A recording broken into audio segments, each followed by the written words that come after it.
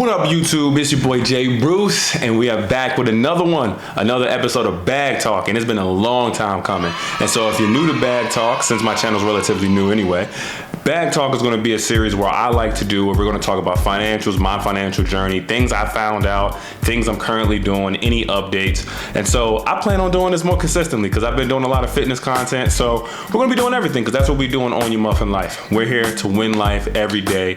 And so we don't let life own us. The topic for today is FundRise. And FundRise has been something that I've heard about 4 weeks ago from an old coworker of mine. And he told me about it, how he was investing into it for the past 2 years, only dropped like $1,000 into it. And so I started doing a little bit of research. And so as I did my research, I really started to like what I saw. And so now I'm gonna tell y'all about FundRise, what it is, how I plan on using it, and pros and cons. So let's dive in. What is FundRise? FundRise is a crowdfunding platform that invests in private real estate. Just that simple. So it makes it a different way to invest in real estate. We know now that you can invest in real estate through REITs, which is on your brokerages. Those are like the big people who own the building that Coca-Cola uses to run and make their products, right? And then you have buying real estate yourself or buying an investment property. And then there's the other sector that was almost like a foreign thing to commoners, that people who weren't super well off and didn't have those connections, which is private real estate. So before crowdfunding existed, you had to be a person that had a whole bunch of clout, a person who had to know, being an accredited investor who had hundreds of thousands, if not millions of dollars in the bank. And also having to be a part of those circles that these deals were going on, right? So being able to say, hey, we're making a new building for, Google.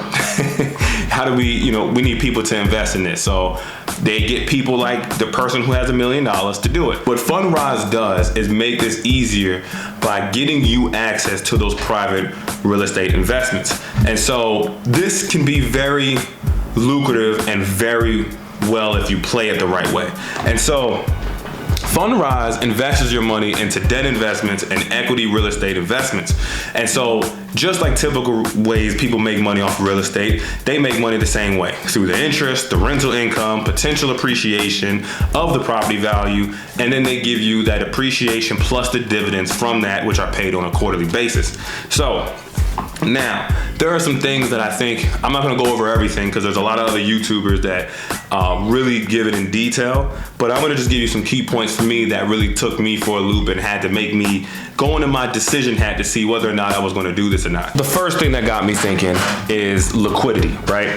So we know in FundRise, if you do your research, they want you to keep your money in for a minimum of 5 years. And if you take it out anytime beforehand, you may face a penalty, which is called the redemption fee, which is anywhere, I think, is from 1% to 3%, right? And so with that, you'll suffer a little bit of a penalty. Also with liquidity, they have control on if or when and how much you can sell if an economic downturn happens, or if they just decide, they can just make a decision and put the hammer down and say, you're not selling your money today. There's a chance, let me say that you might be able to sell and get all your money back when you need to, or it may be sold in portions to where you can only sell a certain amount, or you may not be able to sell it all. And so if you want something liquid that you might have to get your money back, this isn't the best place to invest your money. Now, why is it good though? So there's goods and bads to this. Bad is, let's start with the bad first, where you might not be able to get your money out. So if you are in an emergency, an economic emergency in your personal life, you may not be able to get this out. You may or may not, right? Or only be able to take a portion. And that portion may be taken out at a certain point in time. It may not be the next day, right? So, you don't really have control over that like you would if you were invested into like any other brokerage, right?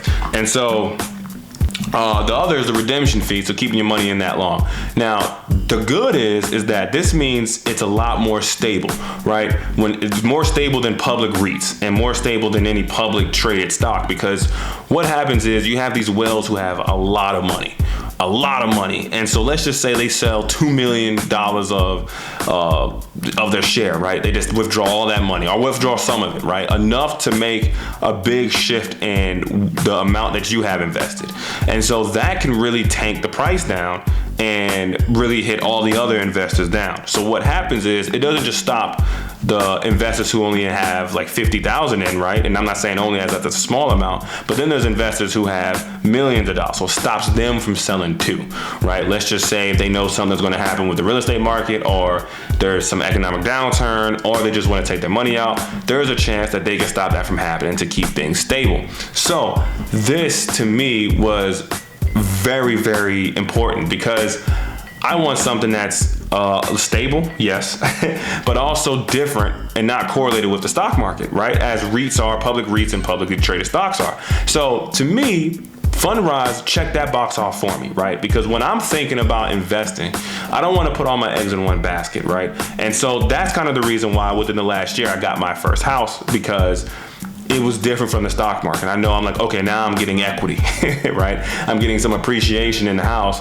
And so it's different. Now I love the house, but really I got it because in my mind, I know they say don't think of it as an investment, but I do, right? I think of it as diversity.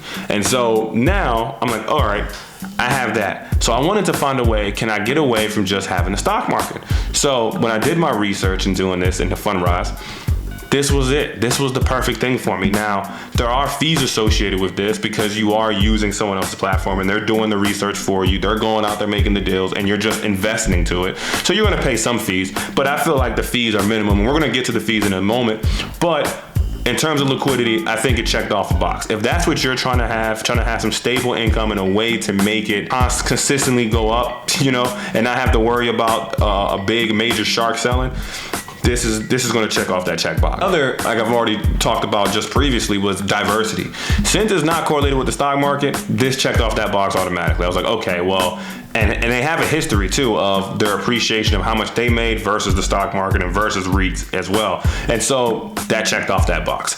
Being diverse has been something that I think a lot of people, to me in my mind, diversity sometimes can mean you invest into, I don't know, let's say energy stocks, and then you got REITs, and then you got some bonds.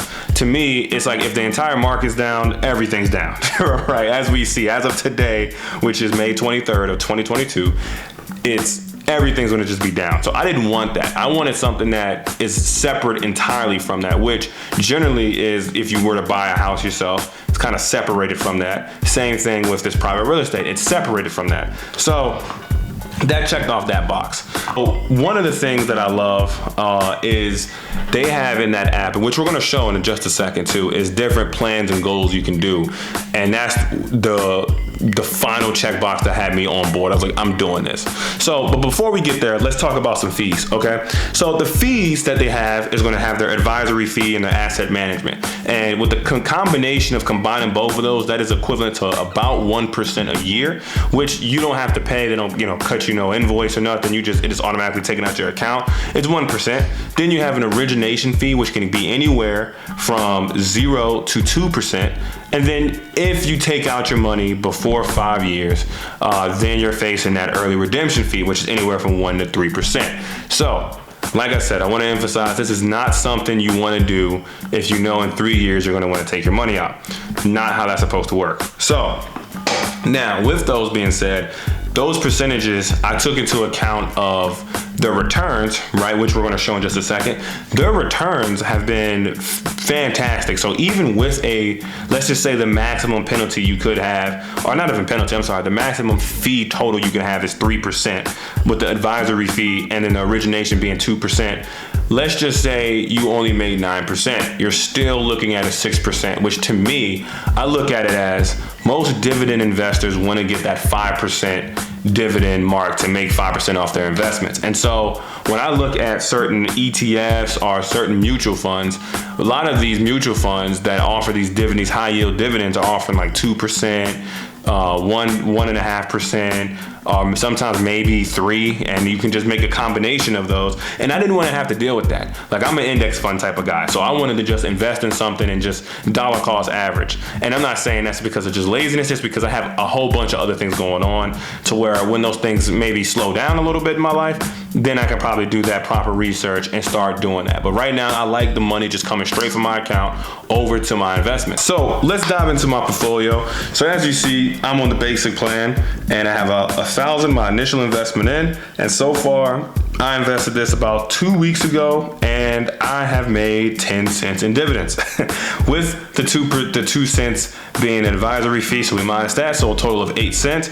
So not bad now, but it's all about the snowball effect. So we take a little down, we take a chance to see that this is one of the main things I love, is setting up your goals. So you'll see that you can set up goals and edit your goal to say, you know what is it going to take you to get $500 a month in passive income, and how much you're going to need to invest. Now, obviously this is not a guarantee, but this is if things go on the path that they're going on a trajectory, then this is what you can expect if you do their plan. So it tells you to just keep making that the same investment a month, and eventually when you get to that goal, you should be making somewhere around this a month. Now keep in mind, they do pay quarterly. So if we go back to our overview, and actually, you know what, before we even do that, I want to show the portfolio. You can actually get a chance to see, which I find very cool, by the way, to see exactly what you're invested into and see the percentage of what you're invested into. So you can see all these rental properties that I have, commercialized real estate. And so one of the things that got me was when I saw, when you click on one of your core active projects, you can take a look at some of these that you have. And so with these, you know, you'll be able to take a look at what you're invested into, which I saw one that I was invested into that was in Florida. And I was like, man, I hope they can get me some discounts. You know what I'm saying? That's like, if I could just stay there for like a month or something, I'd love to go and visit. So, and I think Graham Stephan on his channel, when he reviewed FundRise, he took a chance to go around to the real estate investment properties that he saw listed on FundRise, and he gave it an approval. So Graham Stephan is always on point with his topic and his information. So you know, if he gets to approve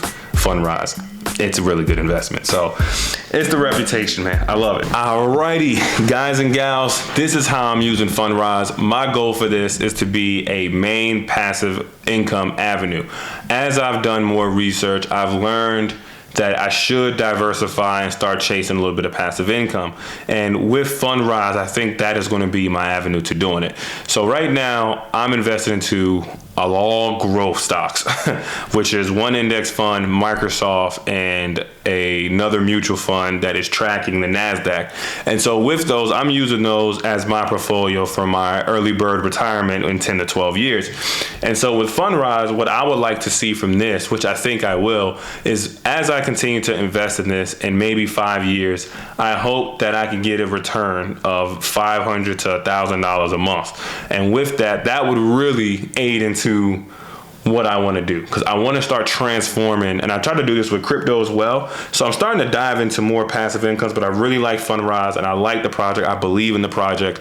And so I want this to be a way for me to get that passive income. So FundRise is great. You all should check it out. I'll be giving monthly updates as much as y'all would like, but for me, I think it's going to be good if I can be transparent with what's going on and how much I invested into. So I may do the next update in like 3 months or next month or however, because I think it's important to open up this layer of transparency so you can see how it goes on. And as I do more research and I get a little bit in the know of dividend investing, I may change my approach, but right now I am stuck and stable on doing this FundRise because I love it. It's just like a mutual fund in my opinion. So mutual fund of actual real estate properties. So with that being said, guys, different little content, back to bag talk. This is Jay Bruce, owning your muffin life, and we'll catch up on the next one. Peace.